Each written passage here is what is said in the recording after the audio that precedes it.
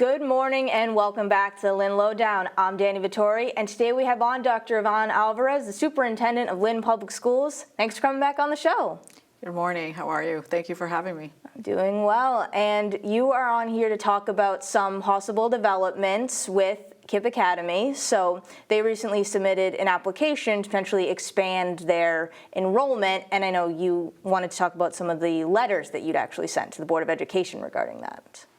Yeah, absolutely. So out of obviously concern and to advocate for our 17,220 students, I wrote a letter to Acting Commissioner Russell Johnston back at the end of September, expressing my opposition and reservations around the expansion, the KIPP Academy expansion and application, and what the application really is asking to do, and how it would impact our current public school students. Mm-hmm. And since then, you've sent, you said there's two other letters, one asking about the timetable of a potential decision, which, for anyone who's unfamiliar, how long would that timetable? Yeah, so the second letter was a shared letter between Mayor Jared Nicholson and the president of the Lynn Teachers Union, Sheila O'Neill, and myself. And it basically asked what was the timeline, just for us to understand at what points do we need to really be present and be vocal and supportive of our public school students. And so what the timeline, the response that we didn't get an official response, but we got a response that essentially said that it would be towards the end of February of 2025. Okay, so still a few more months. Correct. Mm-hmm. And you also have, you said there's going to be an open hearing in a couple of weeks as well, where anyone can go speak? That's correct. So on Tuesday, November 19th, there will be a Board of Elementary and Secondary Education meeting. This meeting will be held in Holyoke. The December meeting will be held in Everett, so whichever would be convenient for public comment, so that, you know, we have parents and students and community members that really support our public schools that are also interested in attending those meetings. And the third one you only sent a couple of days ago, but you were talking to me about how KIPP has to prove, that they have to be a proven provider, and you were saying the data does not support that they are. That's correct, Danielle. So under the statute in Massachusetts, a charter has to prove to the commissioner that they are a proven provider.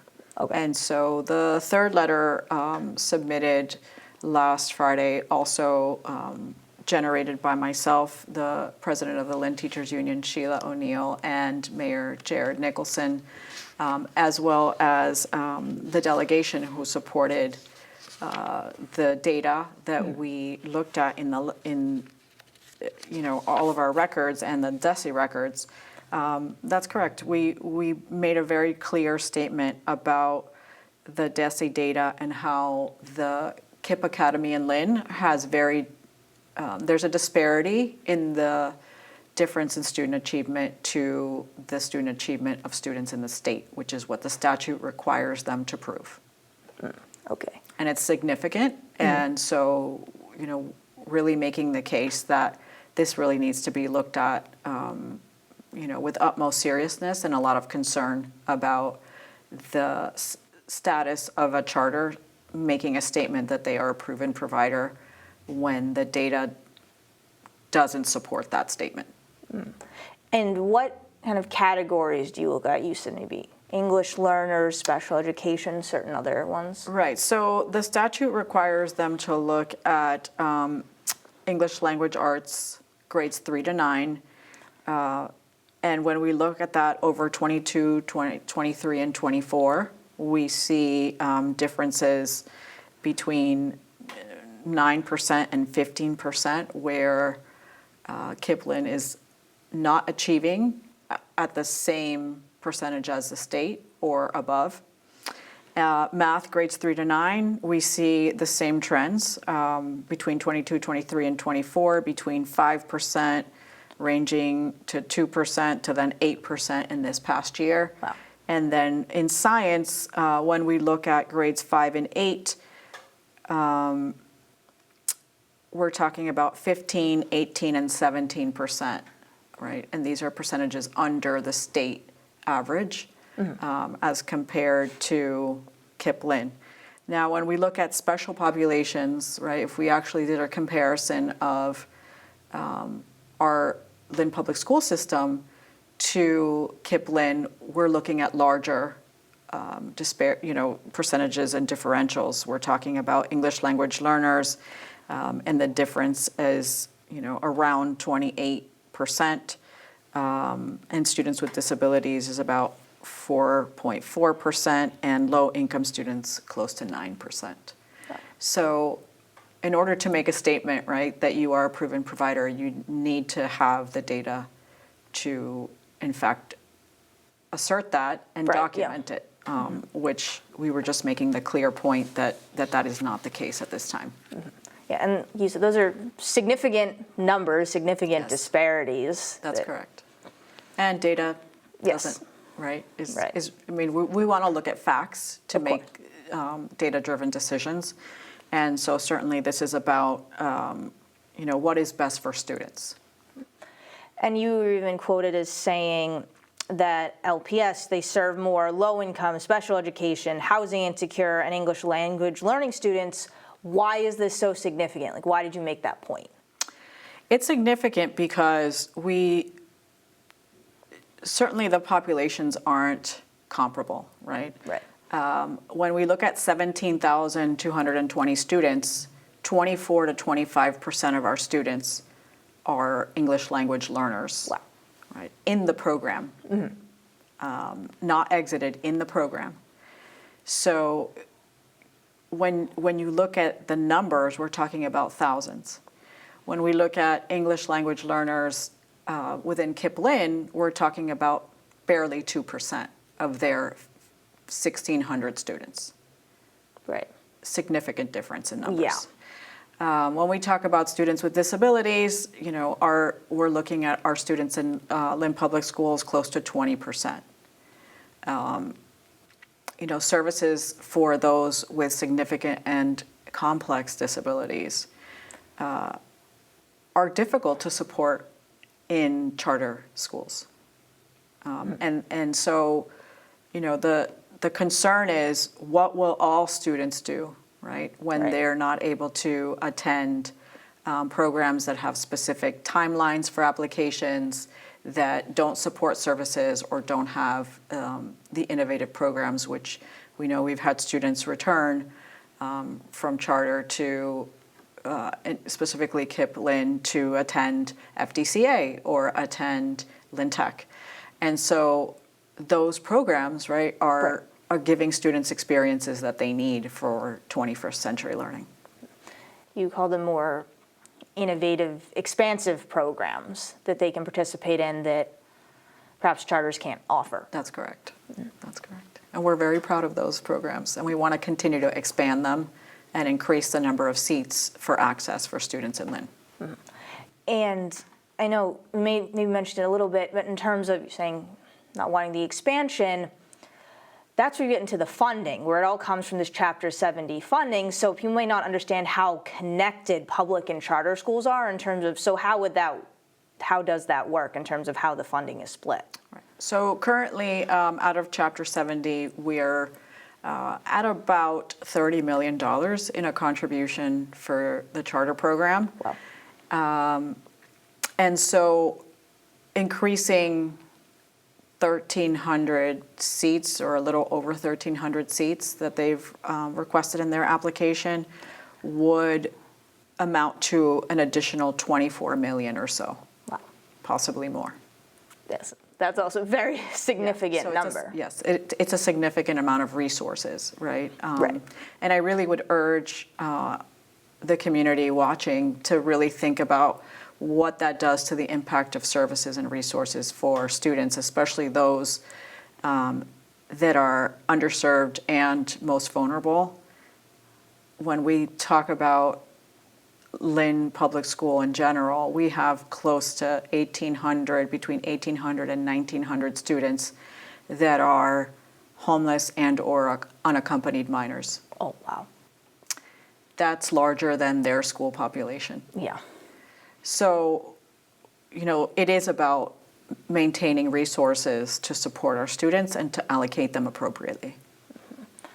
And thank you for explaining it. I said, I don't know a ton about budget or how the schools work, Sure. so I think you've done really well in explaining that. I do have to wrap up in a moment, but was there anything else I hadn't touched upon that you wanted to mention? No, I just want to remind everyone that, LPS is on a course of, we're on a journey of great change, and it's very exciting.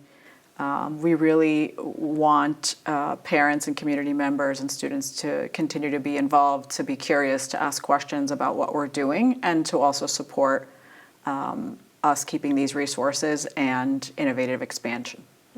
Definitely. Well, I said I want to thank you again for coming on to really share this with the community. Of course. Thank you. Of course. Thank you. And once again, I'm Dani Vittori. This has been the Lynn Lowdown, and we will see you next week with more guests.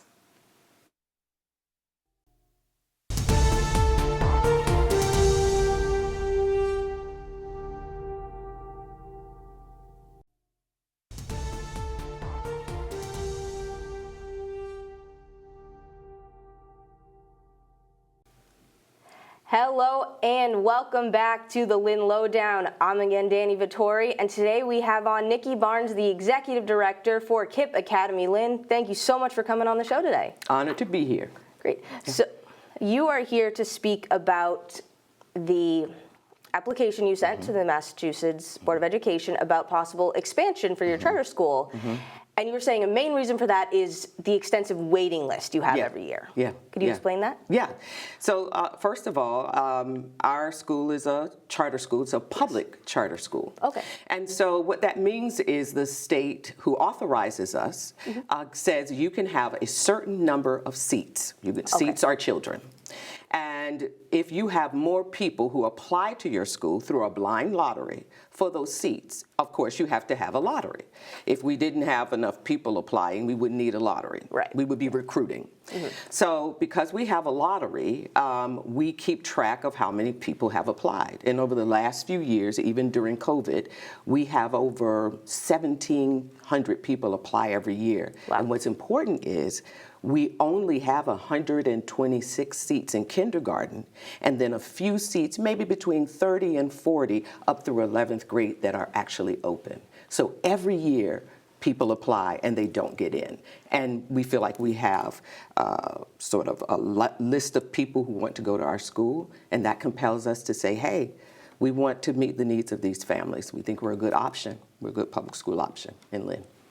And as you said, something that a lot of people don't understand is being a charter, but also a public school. So can you explain that a little bit more in depth? Yeah. Like at Lynn Public Schools, we are a public school. We are accountable to the Department of Elementary and Secondary Education. So our kids take the MCAS. We are funded by the state. Right. Our teachers have to pass the state test in order to teach. The difference is we are not run by the city. Okay. We are authorized by the state, and we have our own governance structure.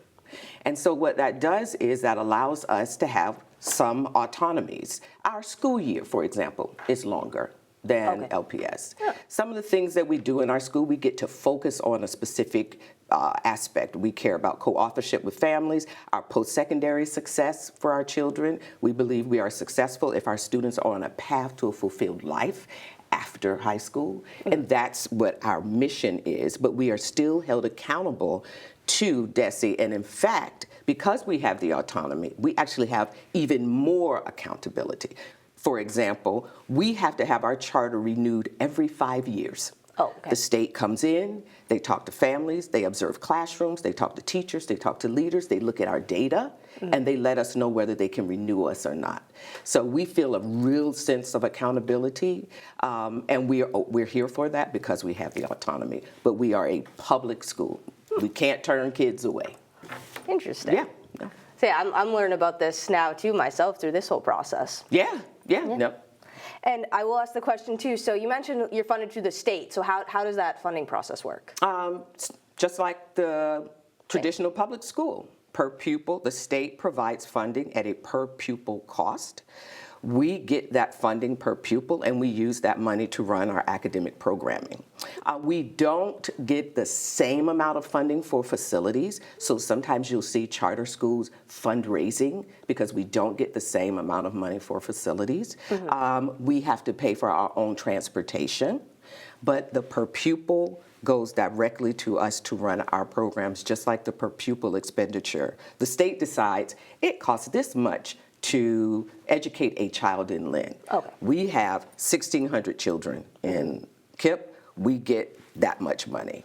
And the state assesses to ensure that we don't get too much now. Every quarter, we have to share with them what our enrollment is. Our enrollment numbers, yeah. Okay, that makes sense. And I will ask about how has the application process gone so far? Like, what point are you at, and how is the timeline looking for you in terms of decision? We worked really hard to put forward an application that was due in September. We have engaged family members. I've been in conversations with community members, those who are for us and those who are opposed. I still sat down and spoke with many people just to let them know that we are applying, because we're proud to have been a 20-year member of this community. Yes. What we'll do is there will be a time where DESE will interview us, and they'll talk to our team, they'll talk to my board chair, they'll ask questions about our application, and then we'll go before the board either in January or February, and the state will determine whether we are approved or not. Yeah. Simple enough, Simple, right? yeah, simple, Well, yeah. So much work from your side, but yes, simple enough. But it's worth it. The work is worth it. It's we are a public school option for the families of Lynn. Yeah. And the way that it would work, if it's approved, it's over, 7 years? It's over several years. It won't just happen all in one year. Yeah. So we've applied for about 1,300 seats. Okay. And what we would do, if we are approved, is in August of 2026, we would begin enrolling an additional 100 students in kindergarten, an additional 100 students in 6th grade. And each year we would do that until school year 32-33, and then we would be fully grown. And so we felt like, one, we can't just enroll 1,300 kids overnight. We don't have the space for that. No, of course. And that's not wise. So what we would like to do, so we've decided to enroll about 200 kids every year. That gives us time to get additional space. That gives us time to maintain the quality of our academic programming, which matters to us. And I think that also speaks to our willingness to work with the community. We know that when the students don't go to LPS and they come to us, we receive that per pupil. We are also very excited that Lynn Public Schools is reimbursed at 200% over 3 years.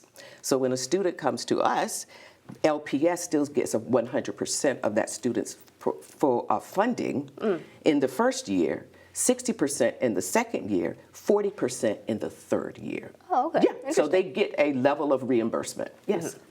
I did not know that, so thank you. Yeah. Yeah.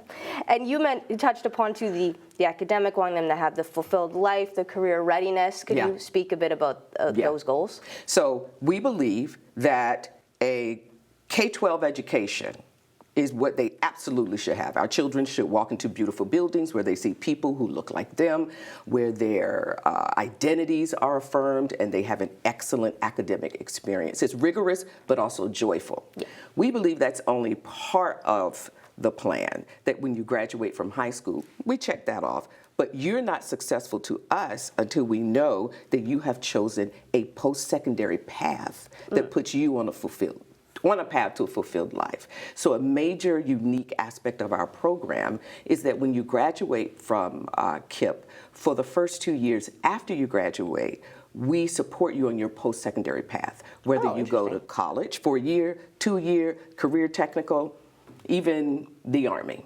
or the military.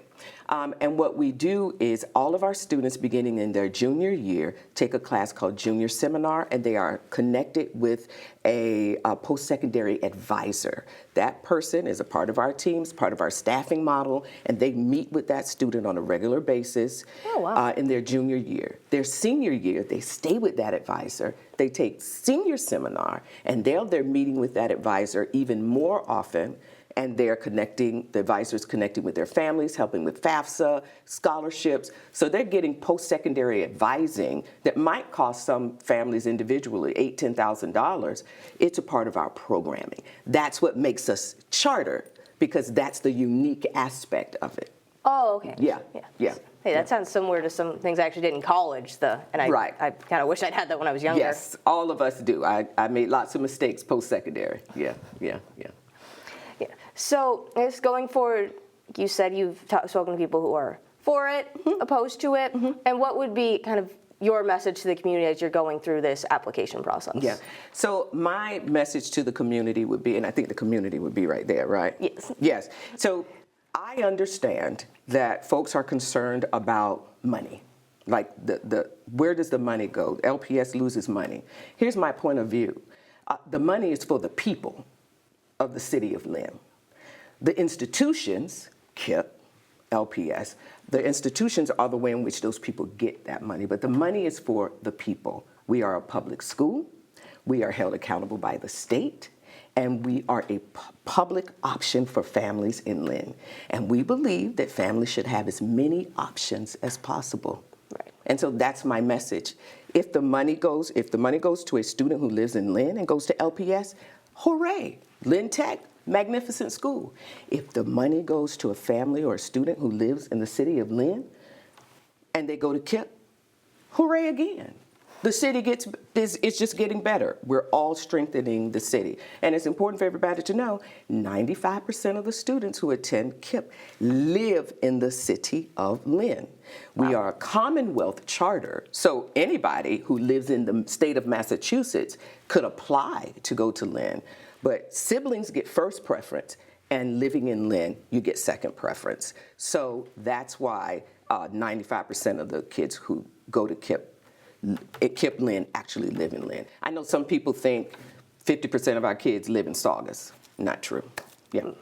So it's very Lynn central, very Lynn based. Yeah, so like KIPP Academy Lynn is in Lynn. Yeah. And we came to Lynn 20 years ago because we wanted to be a part of the community. We are here for Lynn. Yeah. That's it. Hey, there you go. It's perfect. Said I can never say any of this better than any of the guests you say it so articulately. And I do have to wrap up in a moment, but was there anything else that you wanted to mention that I hadn't touched upon?